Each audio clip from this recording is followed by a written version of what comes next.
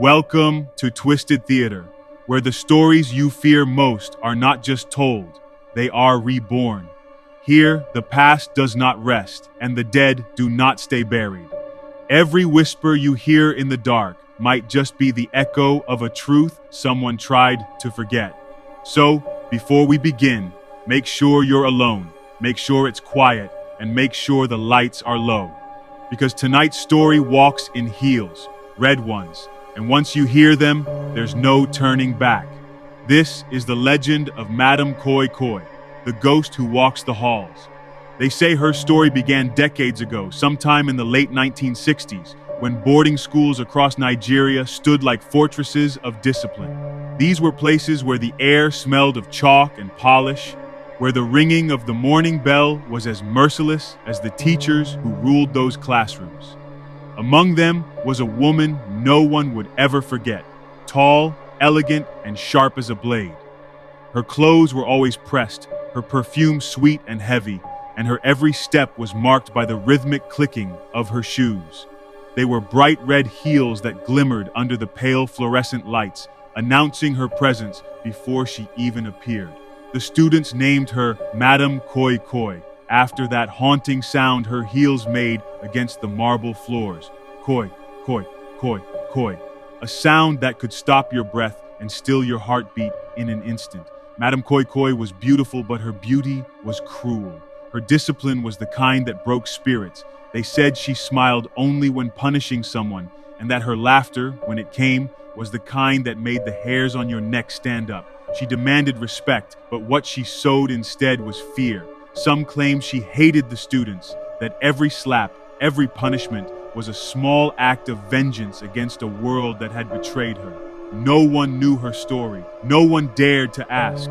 But the girls in the dorm whispered about her at night, about how her husband had left her, or how she had lost a child, or how she once killed a man who mocked her pride. The rumors changed every week, but the fear remained the same. She was the ghost of cruelty even before she died. And then, one night, cruelty met cruelty. No one knows exactly what happened, only that it was after lights out when the screams began. Some say a group of senior girls cornered her in the stairwell, whispering threats, their hands trembling with years of bottled hate. Some say she slipped in her heels as she tried to chase a student down the corridor, her foot twisting, her body tumbling down the stairs, the echo of her heels fading into one final koi, before silence swallowed the night. When morning came, Madame Koi Koi was gone. The principal said she resigned. The teachers said she transferred, but the students knew better. The students knew she was dead, and worse, that she hadn't left. A week passed before the first sound was heard. It was a humid night, the kind where even the air feels heavy, when the girls in dorm 3 woke to a sound coming from the hallway. At first, it was faint, just a single tap, then another, then steady footsteps, slow and deliberate, echoing across the tiled floor. Koi, koi, koi. The girls froze, too terrified to move. The footsteps stopped right outside their door. For a moment there was silence, and then 3 knocks. No one answered.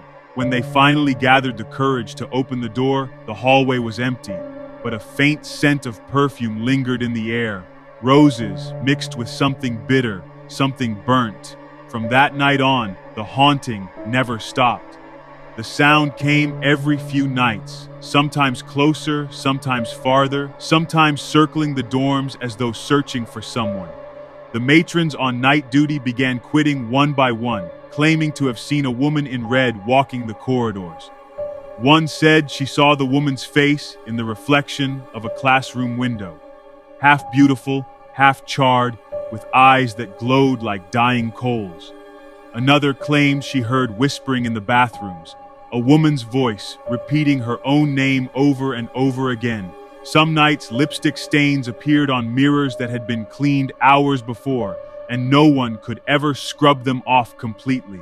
There was always a faint red mark left behind, like the ghost of a smile. By the 1980s, Madame Koi Koi had become a legend that no one wanted to believe, but everyone feared. Every boarding school had a story. In Lagos, she was said to roam the girls' dormitories. In Abuja, she haunted the old staff quarters. In Ghana, students whispered that she had crossed the border, following the sound of laughter from anyone who mocked her tale. In Kenya, they said she had become something worse, not just a ghost, but an omen. Wherever she appeared, tragedy followed. A student would fall sick, a teacher would disappear, a fire would break out, and always before it happened, someone would hear that sound, koi, koi, koi, koi. If you've made it this far, listening to her story in the dark, you should know, Madame Koi Koi is not just a ghost trapped in one school or one country. They say she moves through the retelling of her story, that every time someone speaks her name, she finds her way closer to the one listening. So if you're watching this alone right now, I'll give you a small piece of advice. Look around your room. Do you hear anything? A small tap maybe? A faint click against the floor? Because if you do, it's already too late. But before she reaches you, remember this. Hit that subscribe button to Twisted Theater, where every week we open another door. And sometimes what walks through isn't supposed to be here at all. Some believe that Madame Koi Koi only hunts the cruel, that she appears in places where power has been abused, where punishment has gone too far. Others say she comes for the disbelievers, for those who mock her name or laugh at the story like it's nothing more than a campfire tale. But there are a few who think she no longer remembers who she was, that she wanders endlessly, searching for the shoes that killed her, that she doesn't even know she's dead. And when she finds you, when those red heels stop right outside your door, she doesn't come for revenge. She just wants to know where she left them. And if you can't answer, she takes yours instead. The story of Madame Koi Koi has no ending. It travels from one generation to the next, from one school to another, changing shape but never dying. Even now, there are students who swear they've heard her. A faint clicking sound after midnight, a sudden chill in the air, the smell of perfume with no one around. Night watchmen talk of seeing her shadow glide past locked classrooms. Some wake to find footprints, small, neat, perfectly formed, leading nowhere. And every year, someone new adds another verse to her legend. Maybe tonight, that someone is you, because she doesn't need you to believe in her, she just needs you to listen. And now that you've heard her story, she knows you exist. So when this video ends and you're left in the quiet of your room, remember this sound, koi, koi, koi, koi, and pray it doesn't come from behind you. This has been Twisted Theater, where every story leaves a mark. If you liked what you heard, leave a like, subscribe, and share this with someone brave enough to listen.